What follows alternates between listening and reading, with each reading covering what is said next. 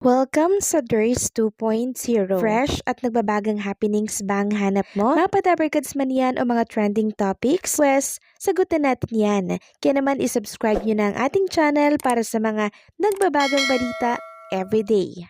So ayun, welcome back again sa ating YouTube channel mga kadabarkads, and for today's video nga pag-uusapan natin ay tungkol sa mga pangyayari sa loob at sa labas ng Itbulaga. At unahin natin itong tungkol sa naging post ng Metro Manila Film Festival na page tungkol po sa 10 pelikula. So sabi nga dito sa isang pambihirang taon ng MMFF, makikita daw ang tuloy-tuloy at walang humpay na pagdagsa ng mga tao sa lahat ng sinihan sa Metro Manila kahit na naka-12 na araw na ito ng selebrasyon. Buhay na nga ang pelikulang Pilipino, Arya.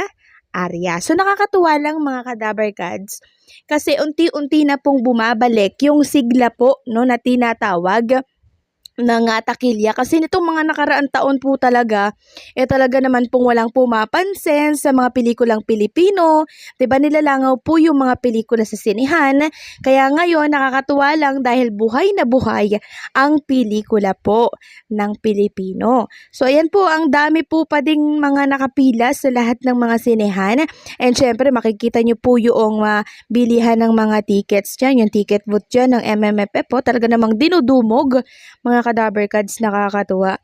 And speaking of The Kingdom, pelikula ni Bossing Vic Soto, etong si Jose Manalo nga and itong asawa niya na si Mergine Maranan Manalo, kasama ang kanyang mga anak or kanilang mga anak, nanood po sila ng The Kingdom. And alam nyo po ba, nagandahan po ng sobra-sobra itong sila Jose and si Mergine kasama po ang kanilang mga anak. Kaya naman nag-trending po sa X ang pa-hashtag na Maranan, Mergine, ang ganda ng The Kingdom. Talagang na-appreciate niya po yung kwento po ng The Kingdom. Maging ng mga anak niya po, mga kadabarkads, no? Talagang nagustuhan din po itong pelikula ni Bossing Vic Soto. And speaking of Mergine Maranan and Jose Manalo, ito po palang si Mergine and Jose ay talagang dumaan sa napakatinding pagsubok yung kanilang relasyon. Mabuti na lamang po talaga at nag-isip-isip sila, nag-post sila ng konti para nang sa ganon humingi sila ng sign sa itaas. So ito palang relasyon po nila Jose and Mergine, talaga naman pong sobra din ang pinagdaanan na pagsubok, no? Muntika na po pala silang maghiwalay and natakal po yan sa bawal judgmental ka ba. So ngayon lang po nila yun na-reveal yung iba na sinabi po nila Mergine doon na ganun po yung naging sitwasyon nila.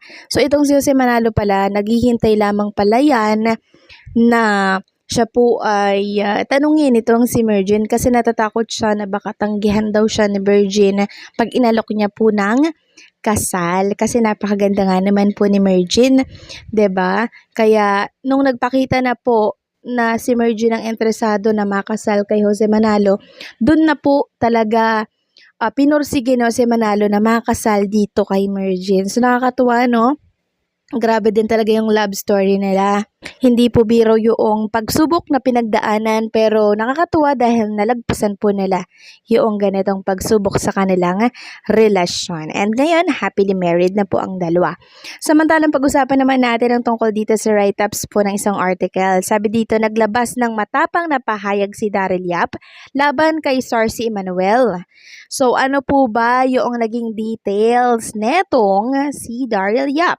Sabi dito, nagpakawala ng matapang na pahayag ang kontrobersyal na direktor na si Daryl Yap laban kay Sarcy Emmanuel matapos itong magkomento ukol sa pelikula ni Yap tungkol sa yumaong aktres na si Pepsi Paloma.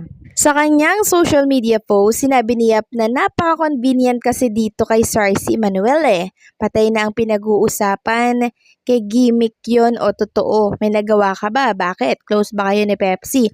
Nung namatay siya, tsaka kayo sumikat. Huwag mo kong palabasing sinungaling, hintayin mo ang pelikula.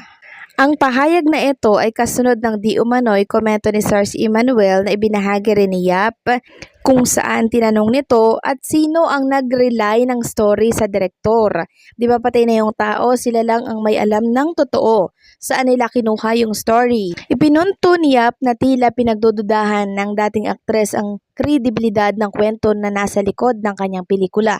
Dagdag pa ng direktor, hindi niya papayagang maliitin ang kanyang pelikula o palabasing hindi totoo ang kanyang mga inilalabas na kwento. So ito pong si Sarcy Emmanuel ay matalik pong kaibigan ito ni Pepsi Paloma, no?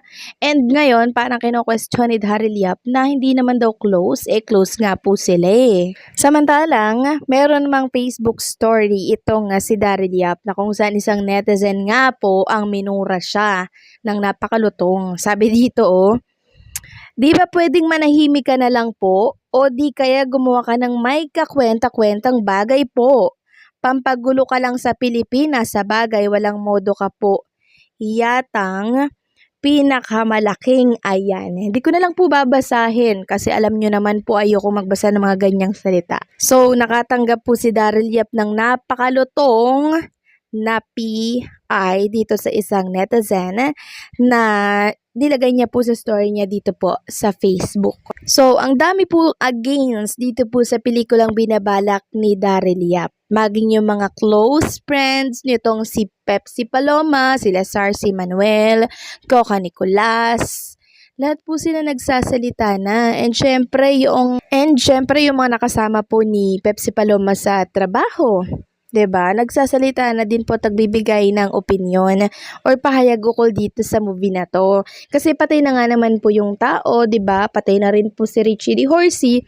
Bakit kailangan pa pong kalkalin yung kanilang mga pangalan na nananahimik na, 'di ba? Sana patahimikin din po nila yung isyong ito kasi matagal na po itong tapos. Tungkol naman po doon sa anak ni Richie D. Horsey na nagpunta po sa Divina Law para po makipag-meeting at ikonsulta kung ano po ang pwede niyang ikaso dito po sa direktor, ongoing na po, no? Ongoing na po yung pagmi-meeting nila and meron na din pong mga doon na pwede po nilang isampang kaso.